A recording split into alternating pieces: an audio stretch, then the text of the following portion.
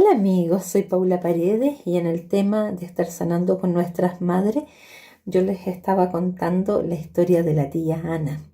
Mi tía tomó una relación de amor y de cariño hacia mí como madre y me cuidó, me respetó y me dio todo su amor dentro de su vida. Y ella decoró mis cumpleaños y decoró cada momento de mi vida. La tía en realidad no tuvo la opción de ser madre, porque cuando uno es muy pequeña y uno tiene que vivir una vida con muchas carencias y desprotegida de la madre por un tema emocional, familiar de carencia, se quitan bendiciones. Mi tía, siendo muy niña, de los 9 hacia los 10 años, 12 años, siendo muy niña, estuvo en casas particulares trabajando y vivió situaciones que no debería haber vivido como niña o como joven o como adolescente después.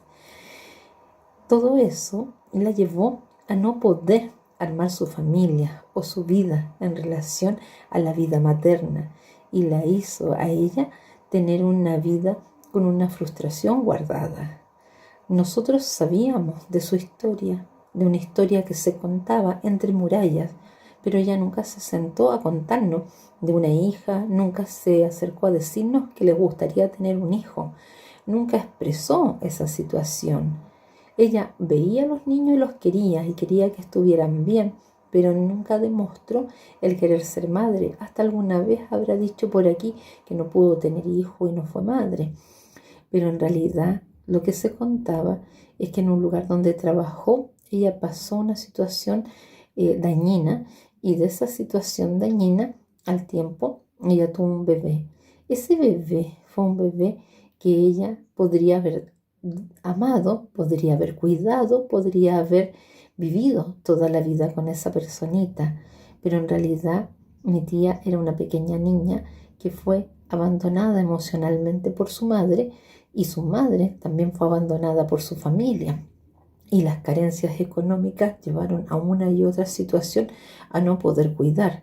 La abuela nunca pudo cuidar a su hija directamente porque tenía que trabajar para mantenerse y tenía que mantener a otro de sus hijos y tenía que vivir en un estado de carencia por no tener un lugar donde vivir.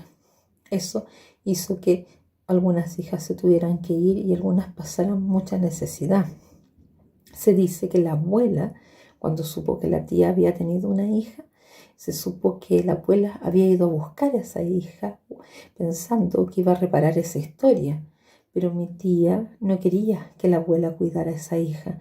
La tía quedó con un resentimiento muy grande y prefirió dejarla en unas personas muy buenas para que fuera cuidada. Y claramente, muchas veces hay madres que buscan a los hijos en periodos tardíos donde ya han pasado situaciones agresivas y quieren sanar con ellos o con sus nietos, pero a veces no se da la ocasión y los resentimientos quedan en el alma. Para mí, el taller de escribir la historia de nuestras madres tiene que ver con escribir la historia de nuestras mujeres, de las personas de nuestra familia, en reparar, recordar, analizar y darse cuenta que más allá de un abandono hay secuencias de abandono, más allá de una agresividad hay agresores dentro de cada familia y hay situaciones también agresivas sociales. Lamentablemente, el abuso y el daño que se hace a los niños que trabajaban, especialmente en épocas antiguas, fue muy dañino porque se les impedía vivir su juventud, vivir su niñez, se les impedía vivir su adolescencia y claramente muchas veces se les casaba a algunos por necesidad o se les mandaba a trabajar a lugares que no eran los adecuados para que ellos sobrevivieran y salieran adelante. A veces se dejaban en otras familias con otras personas pensando que iban a estar bien y eso al final acarreaba abusos y abusos. En relación a los parientes, muchas veces habían parientes que veían cosas malas desde que le pasaban a sus sobrinos o a parientes cercanos, pero a veces como no eran sus hijos no se preocupaban más allá. Y otros tenían hijos y lamentablemente sentían que no tenían como la economía de sostener todo y a veces o regalaban alguno o lo dejaban en otro lado o lo mandaban a trabajar. Entonces hubieron circunstancias muy fuertes.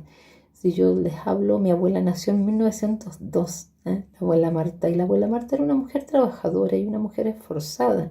Claramente, por la situación de no tener una casa, no tener un lugar y haber dejado quizás a sus hijos con un marido alcohólico, ella necesitó que después todos volaran y estuvieran en otro lugar.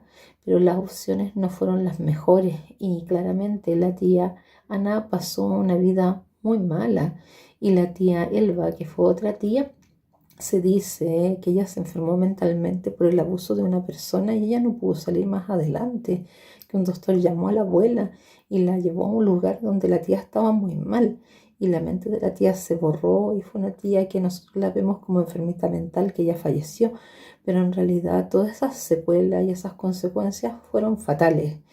Eh, Mi tía Ana, que a mí me dio mucho amor, mucho cariño y que ella era una persona muy buena conmigo, quedó siempre con resentimiento con la abuela. Pasaron los años y tuvieron que vivir juntas por la edad que la abuela ya no podía trabajar o hacer las cosas que hacía antes. La abuela, después de haber trabajado en muchos lugares, porque trabajó lavando ropa a muchas personas en casa y después trabajó de nana y trabajó en lugares hasta que tuvo una mini pensión. Después ya no podía trabajar y cuando ya no pudo trabajar se fue a vivir conmigo, con mi mamá, conmigo pequeñita a los 6 años a la casa de la tía. La tía de verdad me dio mucho amor a mí, pero en realidad a mi abuela no la quería y en el último tiempo que la abuela estuvo mal, ella le tenía resentimiento, le tenía rabia y se notaba esa rabia y ese enojo. Y es triste que queden esos lazos entre parientes, de que las cosas no se resolvieron porque quizá desde el principio las cosas se hicieron mal y no hubieron apoyos. La abuela quizá tuvo que llegar a eso de entregar a los hijos en trabajo o en lugares porque no tenía a nadie más, no tenía hermanas, no tenía parientes, no tenía nada. Se sabe que la abuela era sola y que no tenía nadie a quien acudir. Entonces las circunstancias de la vida llevan a esas historias que son historias súper tristes, pero a la vez que nosotros tenemos que tratar de sacar las enseñanzas y sacar lo mejor y comprender que detrás de situaciones donde uno ve vidas difíciles o donde ve cosas negativas, también hay luz y hay cosas que rescatar.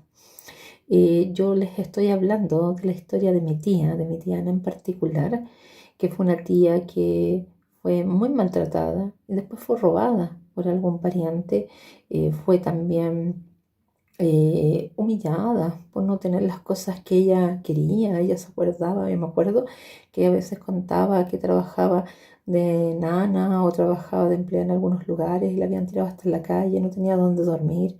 Y después entre alguna y otra persona por aquí le salía otro trabajo y no tenía una casa donde llegar, no tenía una hermana que le fuera a dar la mano, cada cual se las rebuscaba como podía. Entonces, todas esas cosas son muy extrañas, son muy fuertes. Mi mamá igual tenía situaciones extrañas, mentales, energéticas, y tenía que ver con eso, porque no estaban los apoyos. Ella también perdió sus hijos en algún momento, pero tampoco las hermanas tuvieron un tino de ir a rescatarlo y decir, estos son mis sobrinos, yo me los llevo, arreglémoslas como lo podamos. Es como que habían súper temores y cada uno en su mundo, salvándose como se puede la vida de cada uno. Entonces, de estas historias, que son historias muy extrañas, muy fuertes, tenemos que sacar aprendizaje. Por eso tenemos que hacer diarios de vida, tenemos que investigar qué pasó con tal persona. No puede ser que una persona de nuestra familia pase de largo y no haya nada más que rescatar. Uno tiene que encontrarse con las historias profundas, con las cosas reales que marcaron una sociedad y una época donde estaban mucho las separaciones entre el que tenía y el que no tenía y que claramente habían estructuras sociales y políticas duras también, donde claramente antiguamente el derecho de la mujer era obsoleto, ese no había, no importaba los derechos de los niños. Yo siento que igual hemos avanzado bastante. En el tema de la religión, yo me acuerdo que la tía contaba que cuando ya era más chiquitita, de 6 años, 5 años, estuvieron en un convento y la mamá también estuvo ahí y las castigaban de repente, las tiraban al patio, le pegaban con las manos. Había una estructura de que los niños no podían pensar diferente, no podían decir nada y había agresividad.